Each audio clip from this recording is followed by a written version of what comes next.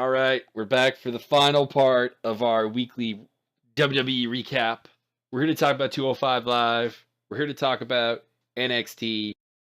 Byron, say hello to the people. Might I say that you have been the only person in a wrestling podcast in the last month that I've heard actually pronounce WWE in any way correctly? You may. It's been my experience that people get really, really bored and eventually devolve into WWE. That doesn't seem like my style. No, it's kind of weird. It's like right here, SmackDown. We have this, that, and the other. We go Backlash, and we. All right, we'll start off with 205 Live because, well, chronologically, it occurred first. Indeed. We had an Austin Aries promo that came out, and you know what?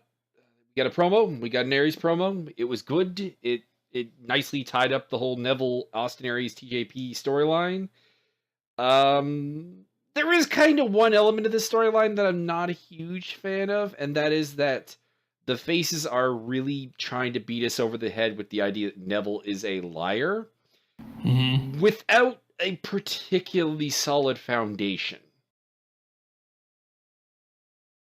I mean, he is misleading in as much as we all know he's never going to give TJP a title shot. Nor should he, because listen, the only reason that they would give TJ Perkins a title shot is if they're going to turn Neville face again. Because if they try to turn TJP face after this excellent heel turn, they might as well just fire TJP. Well, you just give TJP a title shot and have Neville beat him. I guess, but then what are you gonna? Vince is never going to allow a heel versus heel match. I think they can work quite well. That doesn't matter. He won't allow it. That's true. I do have a quick note that kind of came up while this promo was going on, because it's Austin Aries is facing TJP main event. So kind of spoiler, that's the main event. So they make a big deal about he's so injured that WWE Medical is concerned about his ability to compete. But he is on the Extreme Rules pay-per-view wrestling for a title. If we apply real life to this for a certain moment here, a fighting promotion or even a sports team, why on earth are we having an injured man who is a big part of your pay-per-view, theoretically, because it's in a title match, wrestle a meaningless match where with a really injured knee against a guy who specializes in a knee bar? It's one of those. Again, we are very aware that WWE is predetermined, that WWE is, for lack of a better term, right now fake, but I have a hard time getting lost in the realism of the kind of sports aspect of this, that Aries would have a match. Like, if this was real, if this was a fight promotion, he would be on the shelf, healing that knee up until the fucking pay-per-view. Yep. I don't know if Vince is aware of this, but there's this thing called mixed martial arts, and a lot of us have watched a lot of it. And we're aware of what submission holds do. We're very aware of what muscle and ligament damage and recovery time and rehab time. We're very, very, very aware of these things. So when it comes down to knee injuries, your career can literally be over. We understand this as almost a very fundamental level of physical interaction. So when you try and sell us on knee injuries or elbow injuries or fake rotator cuff injuries, we understand that this may literally be the end of your career. And trying to play your people up like beyond superhuman is ridiculous, and we see through it, and we get bored. The only way to really make this work is if you had like a heel GM of 205 Live who doesn't like Austin Aries and actually wants him out of the match. Yeah. The problem is then wouldn't, Kurt Angle be there like, excuse me, you're messing with my pay-per-view. Mm-hmm. I have Aries versus Neville for a title on my pay-per-view. Why are you endangering this match? Yep. To have Austin Aries face TJP. Is this somehow going to be does this somehow make this 205 episode worth like so much that losing a pay-per-view match makes sense? No. It doesn't work. Like, this could work almost if like Aries came out and like demanded TJP right now. And it's like then okay, babyface fire, babyface is being stupid, but at least there's something there. But this was like, we have a match for our injured guy, our injured number one contender against a guy who will probably try to cripple him. Yep. And it doesn't make any sense to do this in any other way. And they did it wrong. Yep, pretty much. I do want to throw out a disclaimer about 205 Live, and to a degree, NXT may also suffer from this. You have a lot of guys that I've seen face each other in other promotions, be that ROH, Chikara, PWG, Jersey All Pro Wrestling, possibly Combat Zone, although I don't know anyone from CZW who would have faced each other. Like, Roderick Strong was in CZW, but I don't think he faced anyone. Well, maybe there's probably a Chris Hero match. And the problem is, I've seen them face each other in those scenarios, and those matches are probably always going to be a great deal better than what we get within the WWE environment. And that's always going to make me a little negative on the matches. When, if that wasn't the case, I would probably be happier with them. Yeah, it's just WWE syndrome. We need you to work WWE style, which means incredibly boring. To be honest, for some guys, that makes sense, because there are some guys that were probably too dangerous for their own good. Yeah. To a degree, Pac would be an example of that. The current Neville, of course. When watching him do all of his Man Gravity Forgot stuff at times was dangerous looking. You did feel like at some point this guy's going to do some serious harm to himself, so slowing it down a little bit, cutting down the moveset just a tad is not a bad idea. Yeah, less can in fact be more, but like it applies. Well, we'll go into more deep, but like it applies very much to the Aries Perkins match we're getting later on in this show. So then we had Noam Dar versus Grand Metalik. Byron, would you like to tackle this? I would like to see all of the Grand Metalik. I want to see more. I want to see him on a weekly basis. I want to see him squash people. I want to see Grand Metalik take over. He had moves that not only looked big and exciting, but smooth. That dude knows his way around every inch of that ring. And I don't need to see him mess around with scrubs like Noam Dar anymore. And I don't need him selling to anybody. I want a Grand Metalik showcase from here until the end of eternity. Because that guy was the best part of that match, and they barely let him get over. And I don't care about the Noam Dar, Alicia Fox thing at all until you got Cedric Alexander in the ring, gonna get his squash on, and then we could get Grand Metalik versus Cedric Alexander, and I'm good with that. Yep. This was like a coming out. I didn't watch the Cruiserweight Classic at all. I was told that some matches were really, really good. I may have watched one or two. There was some fantastic stuff, and including with Grand Metalik. Exactly. So I will probably go back and watch that now that I'm interested in him. But he was by far, it was like watching a professional take on a first-timer. I honestly don't know what's supposed to be so great about Noam Dar, because it's WWE and you're not allowed to get yourself over, because then you'll get fucking fired. Other than that, yeah. If there's something really, really great about Noam Dar, I'd love to know what it is. It's obviously not his goddamn haircut. Um, Other than that, yeah. Grand Metalik OP, please nerf. No, wait, don't nerf at all. This match suffers from the fact that it was almost the Ambrose versus Miz match over again. You had Alicia Fox playing the role of Maurice, and Noam Dar playing the role of Miz.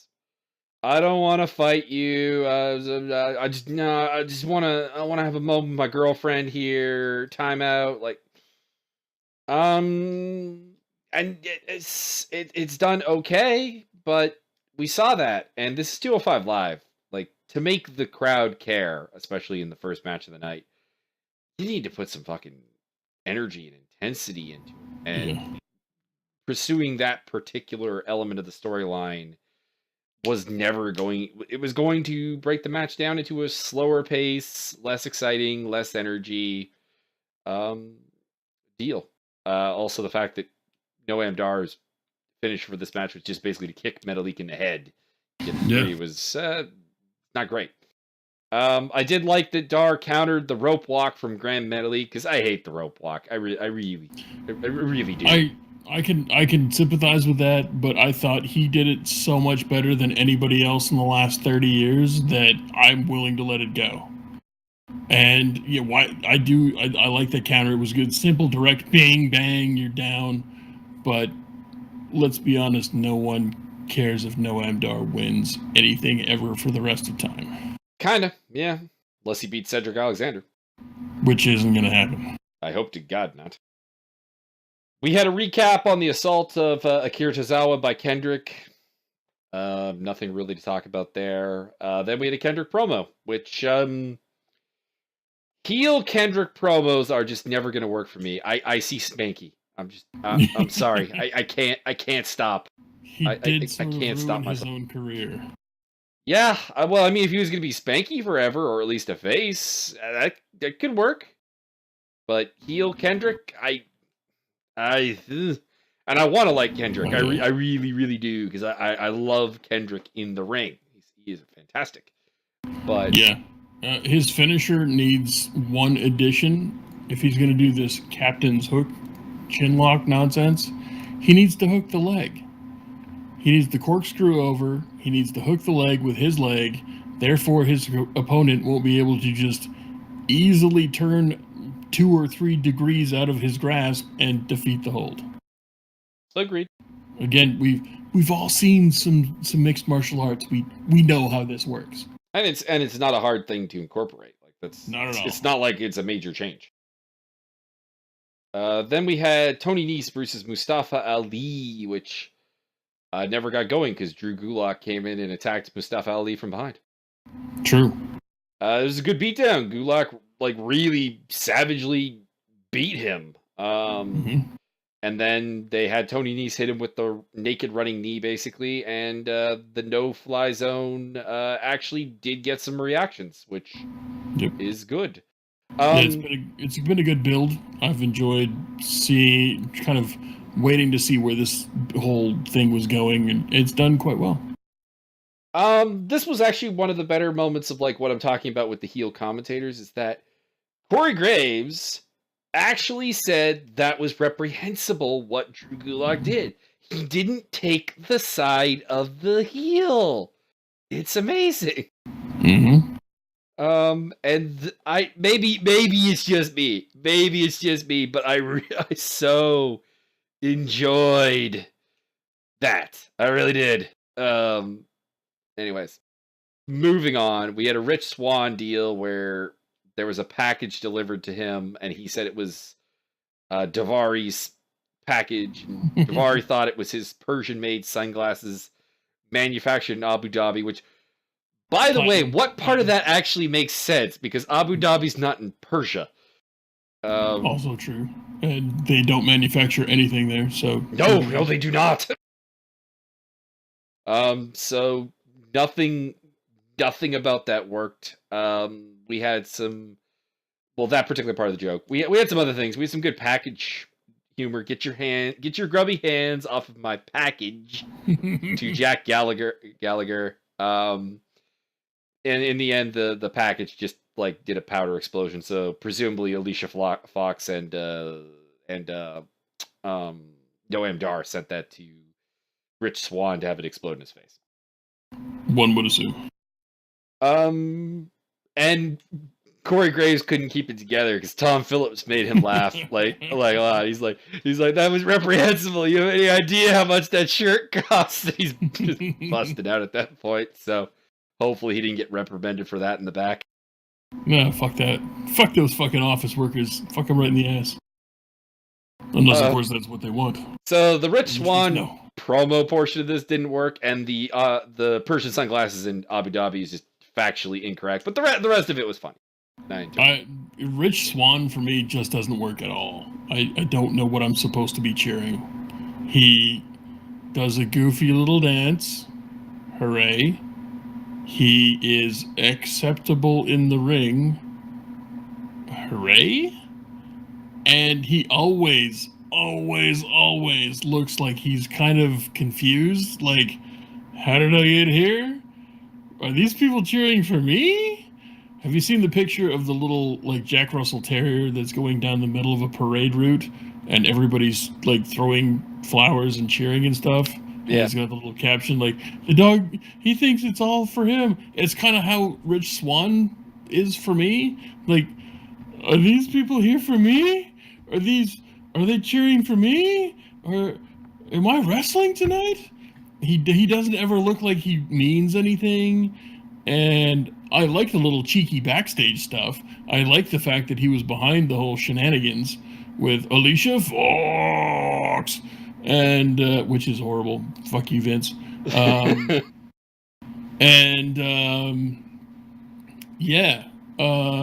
I like that. He's a good little agitator, pest, but he's okay in the ring, which is probably a WWE fault. Again, they hire all these people. We've got all these cruiserweights. They're incredibly talented, and we won't let them wrestle. Yay. So it's probably WWE's fault that Rich Swann isn't over. At least not with me. I mean, I guess the crowd likes him, but I don't know why.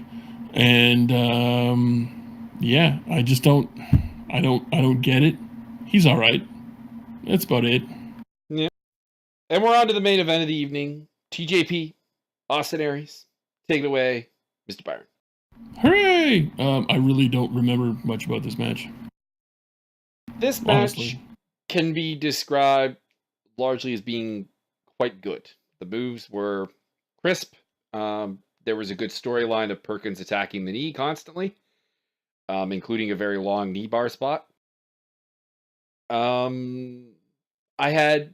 I would say, also, by the way, every WWE heel needs to please watch this match and watch TJ Perkins do the slide to the outside, get Austin Aries to chase him, and then use that for offense. Because every other heel just goes to the outside and goes, no, man, I don't really want to fight you basically right now. No. TJ's being smart about it, basically. I'm going to slide to the outside. You're going to charge to the ropes. I'm going to grab your leg and smash it into the apron. And then I'm going to boink your girlfriend. Well, I mean, he could. I'm just saying. But, I mean, like, it worked much better in that regard. I had maybe one problem with the match is that there was a bit where TJP had Austin down and stopped working the leg to do, like, pirouette foot stomps to his face, which made little sense. I don't remember that spot at all. So basically he just basically puts his foot on his face and then does the twist off and like it's like, why are you not working the knee right now? Like, I don't know. Get back to working the knee. Anyways, Aries reversed a detonation kick attempt into a last chancery and got TJP to tap out. Kind of quickly. I would have had TJP at least fight the hold a little bit.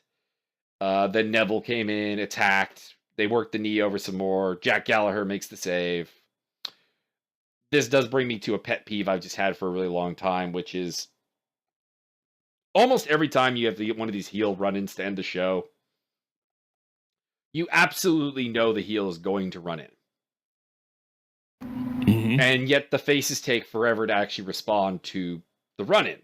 Mm-hmm. It's kind of weird because, like, the faces in WWE are traditionally painted as being kind of friendly with one another. And in fact, in this particular case, Jack Gallagher had specifically said he had Austin Aries' back. So why is he not just standing just inside the entrance ramp, ready to, if not intercept Neville, then be like right on his tail coming out? I would go one step further. I would have him in the crowd on the next to the ramp going down to the ring and have him just jump the rail and intercept him and smash him with the umbrella. That too. Like, and it comes up constantly because it's like no one ever and most of the time no one even saves the face that's getting his butt beat down, which makes little sense on number one, why do you have no friends? And number two, why do the heels ever stop beating your butt if no one's gonna stop? Billy No Mates. The match was like pretty passable. I'd say probably like 3.5 star range-ish. But I've seen. I remember watching the match. I just don't remember any details about it. It was just, it was probably just like wrestle by numbers. We need to put over this feud thing. Oh, it definitely was. There was nothing groundbreaking or creative, and that's the problem with what I was saying earlier. I've seen TJ Perkins and Austin Aries twice have like really, really, really good matches. Like really good. One was in PWG and one was in ROH. PWG was one of the Kurt WrestleManias. Ooh. And in ROH it was Survival of the Fittest. Probably the second Survival of the Fittest I ever saw. So like probably somewhere around 06 or 07, probably. And they were fantastic matches. And this is kind of my point where WWE does sometimes need to get people to work safer. But TJ Perkins and Austin Aries are not two of those people. If you go back and watch those two matches I'm referencing, I wish I could remember like specific shows. I just remember one was the Kurt WrestleMania and one was a Survival of the Fittest. The matches were, number one, very safe. Number two, 4+ stars. Number three, like a great example of how you can work a really good, safe match. And in WWE, they're not allowed to work anything near what that was. And that's why this match seems so blah in comparison. But and honestly, if this particular match has probably done a good job of making me want to actually watch the pay-per-view match, or are they going to do a pay-per-view match, or are they going to be stuck on NXT TakeOver? Aries versus Gallagher is going to be on Extreme Rules. Okay, so or you mean Aries versus Aries versus Neville? Sorry, I was going to say that would be a hell of a match. The cruiserweight title match. I would be I would be more inclined to watch Gallagher versus fucking Aries, quite frankly. But the TJP Austin Aries thing has done nothing for me in the ring so much, but made me actually more anticipate the pay-per-view matches that I'm not able to see because he's not wrestling Neville. So I guess that's okay. But other than that, it's just classic WWE. Let's hire these guys with these awesome skills and let them use none of them and barely ever acknowledge that they used to have a past. At least they're doing a little bit of the former now. Yeah. And I don't even really have a problem with like not acknowledging the past, but like go back, watch their Survival of the Fittest match and realize that it's completely safe and completely doable to let these two guys just do what they want to do. They're not dangerous workers. They're not guys who even are particularly high flyers. They can work just a really good match. Yarp. So that's 205 Live. And now we're on to NXT. So NXT started off with Drew McIntyre versus Sean Maluda. Byron, do you have any thoughts? Sean Maluda did a lot better more on the offensive scale than anybody else so far. So that's good. Other than that, why are they wasting time with Drew McIntyre being this guy that needs to prove himself? Listen, I understand that their current top promo or the current top program is Rude versus Kenta. I get it. Oh why is Drew Galloway, McIntyre, wasting his time with jobbers? Like literal jobbers. He's not even wrestling other NXT talent. He's wrestling the developmentally delayed right now. Yeah, it's kind of weird for a guy who is a former WWE Intercontinental title holder and tag team champion. Yeah. And it's not like he's a new character. Like he is Drew McIntyre. Like he is Drew McIntyre of the 3-man band, of his tag team with Cody Rhodes, of his Intercontinental title run. And the fact that he's kind of having to do this like reproving himself thing is it is a bit weird. Maybe they just don't have anything better to do with him, but that's a bit of an indictment of stuff right there. Yeah, like they've got other people. Like, are they really that scared that they need to protect literally everybody on the roster from facing him? Well, they fed Orny Lorcan to him. Well, he's gonna. Well, that's kind of thing. It's like he had Oney Lorcan, and then he's been like going backwards since then. Yeah, I mean, he could have had a big. You could have put Orny Lorcan over by just having him feud with McIntyre. But no, he treated Orny as like a one-time throwaway, and everybody else. So why the hell? A, you've hurt Orny Lorcan's career trajectory. B, you're not helping any of these other guys because they'll either need to be repackaged as different wrestlers than they are now, or you have to hold them off TV for a long-ass time, which is going to hurt their career because no one's going to buy them wrestling anybody else anytime soon. Not without some significant rehab, yeah. Yeah, so what the hell are you doing? Also, Drew McIntyre needs a real quality opponent. Maybe you should have thrown him into the mix against Sanity. Maybe he should have been the giant guy that took on the 4 miscreants. Or, you got Cassius Ohno, you got Cien Almas, like... What the hell, man? Yeah, now he's gonna face Wesley Blake at I think TakeOver. He was part of a tag team called Blake and Murphy. That was kind of good. That sounds like a death knell of your career. Yeah, he's a guy who I don't really have any faith is going anywhere, and kind of just gonna be like a step up squash match, really. Come on in. We need you to get squashed against the guy, and then we'll release you next week. Kind of it, yeah. So we got a recap of Roderick Strong versus Hideo Itami, and then kind of the lead up of Sanity's attack on Roderick Strong, and then Roderick Strong, I want Eric Young, blah blah blah, all good stuff. And then Sanity cut a promo, which was short, to the point, nothing amazing, but it was there and it was fine. Yep. We had a hype package for the UK title. We had a thing for Velveteen Dream, and Jesus, that's gonna crash and burn. I have no idea remotely what to even say about that. It's gonna be, you know what it is, and the only thing ever going through my mind when those promos come on is Gail from Letterkenny. That's it. That's all I see. You got the solo, or the silhouette. You've got the voice doing the promo, and all I can think of is Gail from Letterkenny. Like what kind of retarded character? This is some legit Letterkenny stuff. This is some stuff that Gail would pull on that show if you gave her any kind of production budget. Pretty much. You've completely thrown my focus off for the rest of this recording. Excellent. We had an Asuka interview. She's getting like a bit more heel, I guess. So there's development. But, I skipped that promo entirely. They've interviewed her every single week for the last 3 or 4 weeks, or maybe even longer, and it's always the same. I'm Asuka. I'm too good.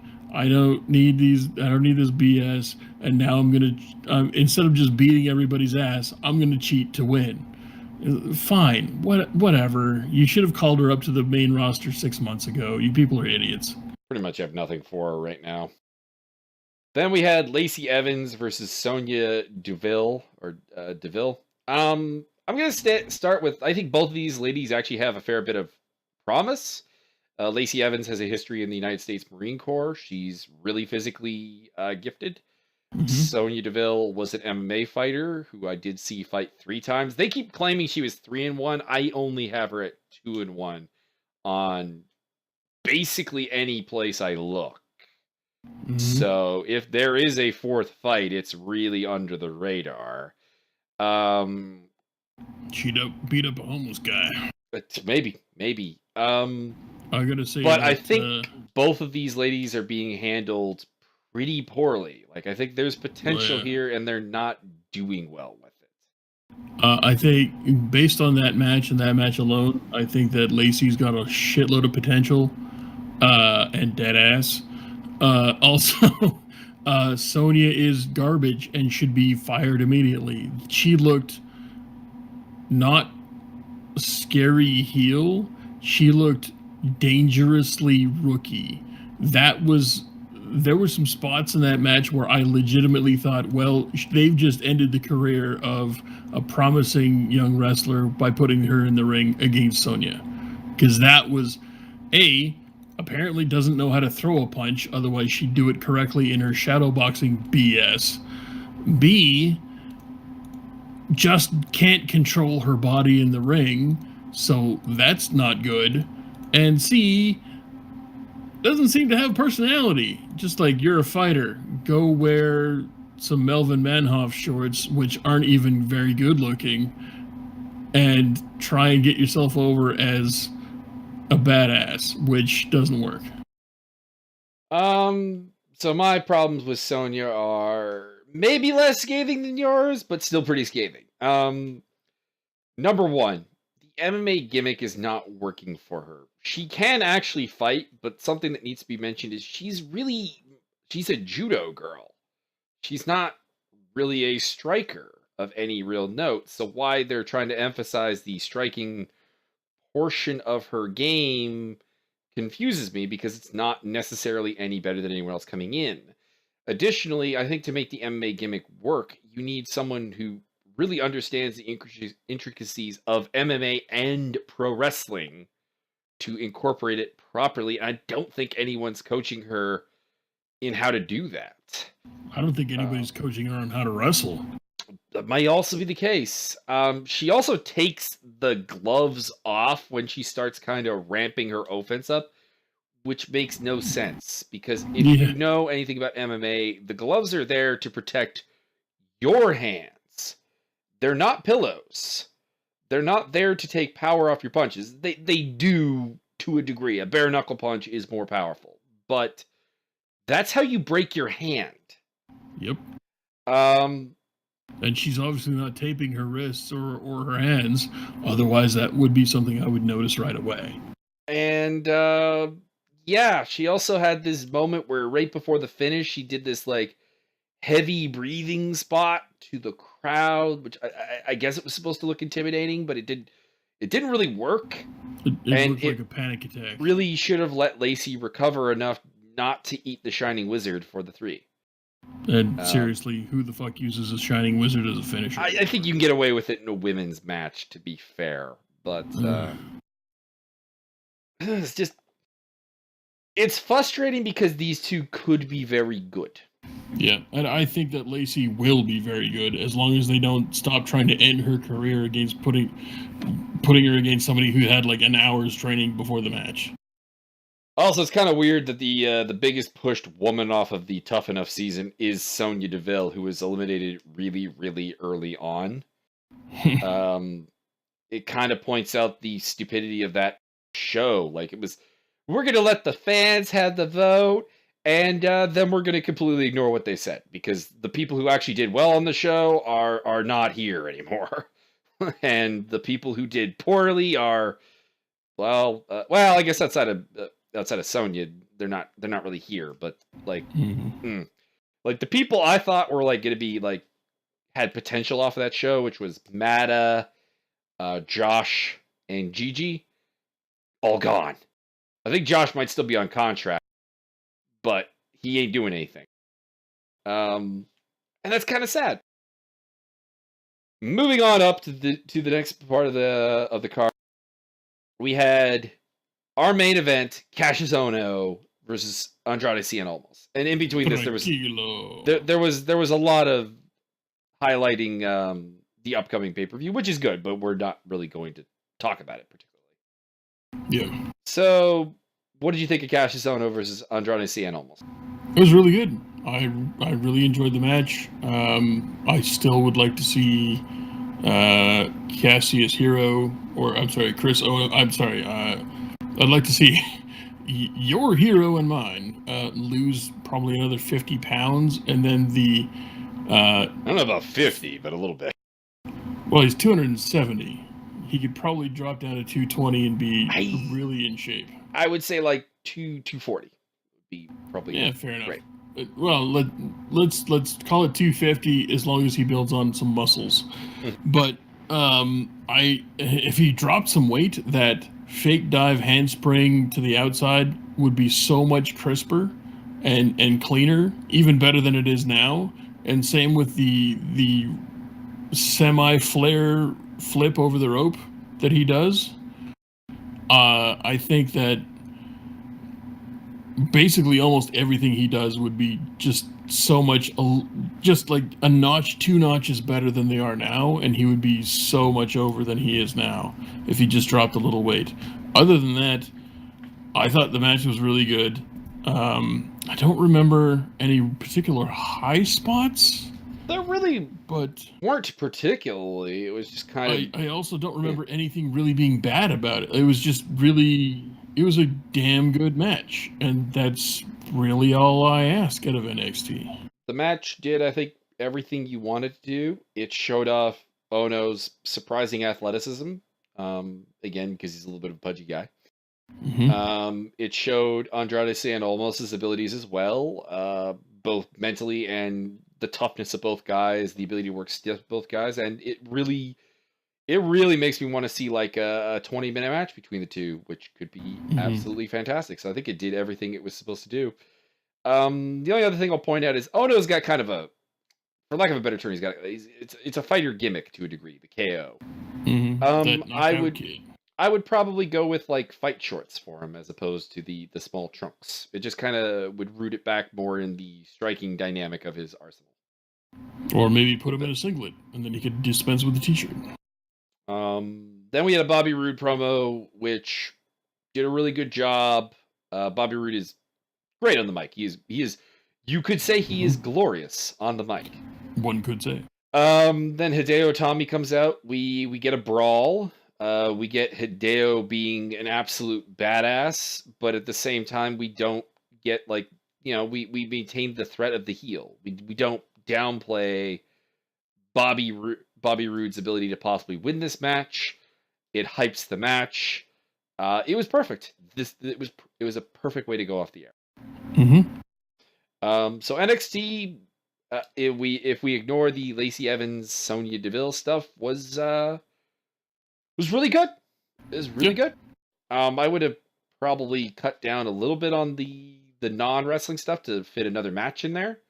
Maybe even shorten Cassius Ohno versus Andrade Cien almost just a little bit, just to get us a little more action. Yeah, maybe a little bit. But I mean, this was a good show. This was, of the 4, this was my favorite. Yeah, NXT is usually the best show. They really should just give NXT 3 hours a week and cut Raw down to half an hour of promos, and then we can throw that in the garbage. But NXT is usually my favorite every week. 205 Live. I would be okay with somebody in the production truck, Kevin Dunn, you Bucky Teeth son of a bitch. Maybe just spicing up the crowd noise, getting me, the viewer at home, involved. I don't care what the people there at the stadium think. I want 205 Live crowd noise to be bigger and better. And that would enhance that show no end. They would just enhance it if they gave us some good matches, though, to get the crowd actually amped, though. Yeah, well, totally. It really could work. Just let them go. Okay, we hired you because you have a certain set of skills. Go out in there and perform. Wow me. Impress me. Maybe we'll put you on the main roster. Dangle that carrot over them. Like, it's kind of a thing here is that as much as size is overblown in WWE, you got to be X tall, X weight, etc. There is a thing to be said that even in combat sports, heavyweights get away with being a hell of a lot less talented than their lower competition.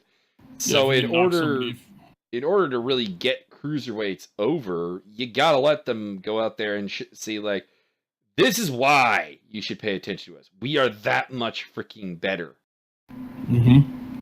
And they really haven't done that. They did that with the Cruiserweight Classic. Like, that was great wrestling. Probably the best wrestling in WWE history. Yep.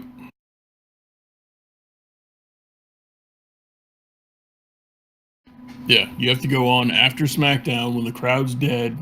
They're trained not to be excited at all for you because they always bury your matches on Raw. And your career's over. Thanks for coming out. We would like to show you the door. Pretty much. I'm glad that everybody on the show is getting paychecks. They're making some money. That's good. But unless... as I understand it, this is Triple H's baby. And he needs to flex some muscle. He needs to do something behind the scenes and get these guys either their own show somewhere. Bring them in the day before SmackDown. Get people hyped up for SmackDown. Something else. Not this. Whatever they're doing right now is not working. I would almost like to see. Part of what was great about the Cruiserweight Classic was that they treated it almost like it was a proper fight, a proper sport. And what if you had 1 hour to dedicate to a 25-minute match and kind of building that up? That could be interesting. Yeah, and it would be. I think that would be the best way to go. Because right now it's just SmackDown with half the time. Yarp. And that's not good because you're at a disadvantage because you have no intrinsic care value of any of these people except for Neville and maybe Aries. Yeah, everyone else, no. I need you to keep the promos grand total. You get 10 minutes per episode for promos total, less if you can squeeze it in. And then I need matches. I need minimum 3 really damn good matches at a 205 Live. Sweeten the crowd noise a little bit. Pump in some cheers. Come on, Bucky Beaver Teeth. I know you can do it. You've done it before. You do it for Roman Reigns every single week. Just make people a little bit more excited. Generate some fire. And 205 Live could be just unleash the hounds, and 205 Live could be the best show. Maybe not better than NXT, but close. And very much important, don't have repeating storylines from Raw and SmackDown because it just makes it seem like light. That is the problem with the Alicia Fox, Noam Dar. Like, the storyline isn't Miz and Maurice, but the way it plays out in the ring, it is Miz and Maurice. Yarp. And that's why, like, the first bit of that Grand Metalik match with Noam Dar, I feel like I'm watching Dean Ambrose versus Miz again. I don't exactly have, fond memories of that match. Nope. So that's all for this week. Leave us your thoughts in the comments, so on. We'll try to take it into account. And I hope everyone enjoyed our ramblings. You have anything to say, Byron? I will continue to ramble more and drink more. So put up with me. At some point, we'll both be drunk. And now we're going to watch some Best of the Super Juniors, and I'm gonna make Mia record that just to put his life through hell. All right, that's all, everybody. Have a good night.